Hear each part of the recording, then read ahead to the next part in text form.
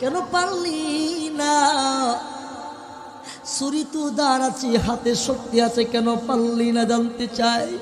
লোকটা কান্নার বলে, বাদশাহ গো, আপনি যখন আমাকে ছুরি দিয়া পাখি দিয়া দিয়েছিলেন, আর যাওয়ার সময় একটা কথা বলছিলেন, জবই যে করবি রে কেউ যেন না দেখে। ও বাদশাহ, আমি যেখানে যাই আমি সেখানে তাকায়া দেখি, কই পাখির ছলাই যখন গলায় যখন ছুরি লাগায়া দিলাম, আমি তাকায়া দেখি কেউ দেখে না, একজন দেখে। আমার আল্লাহ ছায়ে আছে, আমার আল্লাহ দেখতেছি, এই জন্য আমি জবে করতে পারলাম না। আমি ছুরিটা পাখিটা নিয়ে আসলাম, আমি পারলাম না। এবার বাদশা বলেন, ও আমার